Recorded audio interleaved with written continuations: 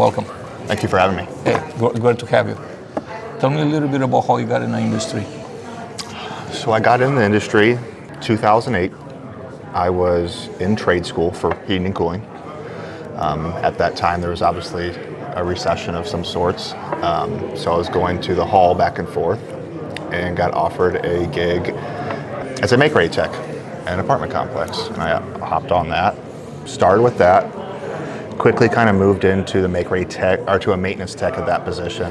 But then I got offered a position for like a remodeling crew where we were remodeling entire units and also replacing all the HVAC systems on them. And while I was in school, I thought that was a perfect opportunity, so I hopped on it. After that, they offered me a full-time gig as the maintenance technician, where I quickly worked up to maintenance supervisor at that time, and went through a few different companies with different sales or just taking a different opportunity across town or what have you. So I did that until about 2022, 2023, and then I got promoted to a regional, and it's been going ever since. So how many years you've been a service manager for now? So in the industry, this is year 18. 18 years. Yes. Service manager for 18 years. And then maintenance tech as well. Maintenance tech as Yes. well. What was the year again that you were promoted to service manager for the first time? 2015 or 2014, somewhere around there. So about 11, 12 years. Yeah. What was one thing you didn't know when you got promoted to service manager that you thought it wasn't so? Like one idea that you had about the service manager job that once you got into it and actually, got to do it, you realize it wasn't so.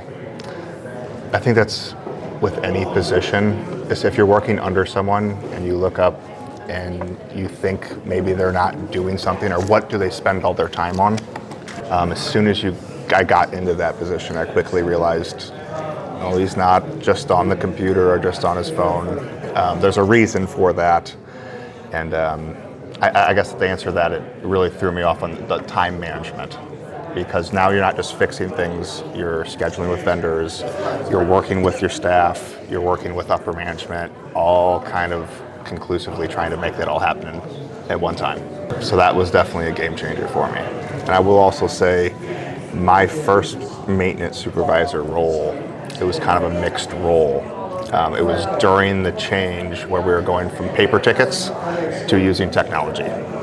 So we had an older gentleman that was in there that was very knowledgeable on the systems themselves, the property itself, but as far as working with the new technologies, that was a little bit of a learning curve for him. So we kind of had a split role, and that's really what gave me the opportunity. Was to come in and take those new technologies and implement it into an old property. Yeah, a lot of people make the mistake thinking that there's a lot of overlap between a service technician job and a service manager. What percentage would you say is overlap between the two? 30%, 35%? You still have to be hands-on. Yeah, I'd say 35%. That's a good guesstimate there. It gets harder to be hands-on when you're managing large assets. Like, when you go over 500-600 units. Oh yeah, it's a lot of scheduling. It gets a lot harder to find any time to dedicate to hands-on Absolutely. work. How long ago were you promoted into a regional role? 2023, so coming on 3 years. What got you there? Absolutely, I'd say, well, I had a mentor. I had multiple mentors throughout, so learning and listening to them. But I would say that the biggest thing is initiative. You have to show initiative. Whether you're going from groundskeeper to tech to manager, manager to regional, or whatever that step may be, initiative. You gotta show that you're willing to put that extra work in and go to that next level, and take those opportunities and run with them.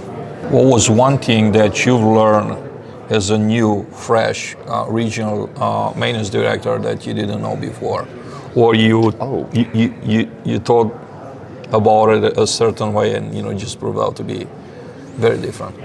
Managing one site, on a maintenance standpoint, obviously, or multi-sites within a close area, is very different than being a regional across a portfolio of different states.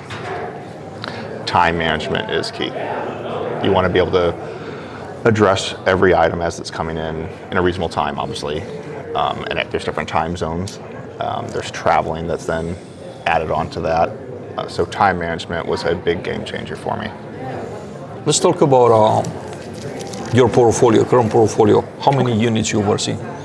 I think we're at 23,000 units. Are you responsible for all 23? So in my role right now as a regional service manager with Thompson Thrift, I'm more of a training and onboarding, and then we have 2 directors that I work for, and they delegate different tasks, or different regionals will delegate me different tasks. So I'm not directly over that. I would say I'm more of a maintenance specialist in that mind, and more of just assistance, like a portfolio specialist in maintenance. Technology. Tell me about your thoughts on technology maintenance. So at first, I guess with any technology or new platform you're doing, there's always those learning curves, right? And the stuff that come with it, the errors, the downtime. At first I was very resistant against it. We had something that worked. We were doing paper, carbon copies. Kept everyone in the loop. You left something on the door, the resident was up to speed. You gave the copy to the CM, they were up to speed. So I was very resistant starting off, and probably just a few months into it, you realize how much easier it makes life all around. For communication, accountability was a big one, especially if you're a service manager or supervisor for a larger property, like you were saying earlier, with 6, 7, 10 technicians. The technology side of it definitely helps with accountability. And once again, back to it, time management. You can delegate it much easier. How do you see the role of AI in a context of technology in general and maintenance technology in particular? I mean, honestly, I'm 50-50 on it still. I do use AI for help. One thing I've noticed though, especially like if you have like a green technician or someone working their way up, it can give false answers. It can point them in the right direction, but if you aren't specific enough with it, it could also point you in the wrong direction. So I think it just needs to be, if it's going to be implemented into that company, there needs to be training on it as well, at every level.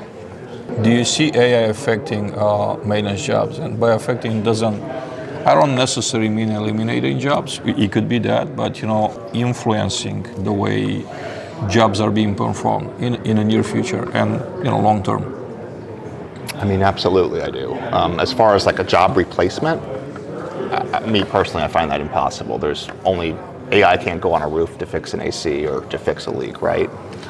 But as far as implementing it and making jobs easier or more organized, that's definitely see that the route to go. Walk me through your onboarding program, your company onboarding program and your training. If I'm a new employee right now, I'm starting today. Okay. What am I expecting? So your first day, from a different side of things, different department, you're going to get, your orientation for the company culture, the values, and then you're going to pretty much immediately get into bridge classes. In the maintenance field, most companies require a couple classes to be performed before you can even go perform any work, being sexual harassment, fair housing. With that, they're also doing some brief classes on company culture, IT orientation, HR orientation. And then normally I get involved within that first week, send like an email out for a discussion. But really on the maintenance side, we wait till week 2.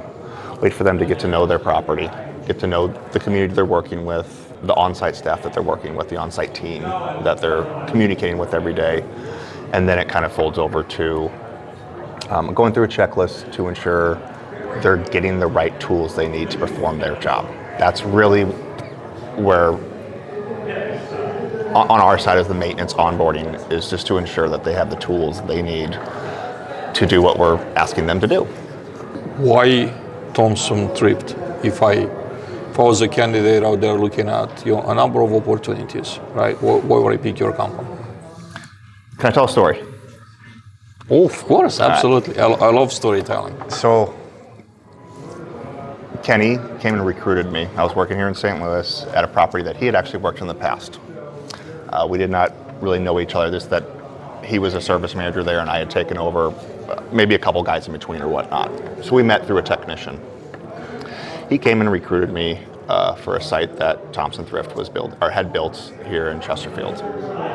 And I went and did the interview, toured the property, did some research on Thompson Thrift, and decided that yes, I want to make that move. On my first day, keep in mind this is during COVID, so my first day I show up and the entire staff is out due to someone got sick or something and they had moved everyone off site. So I just grabbed some keys and started doing work orders, trying to get caught up.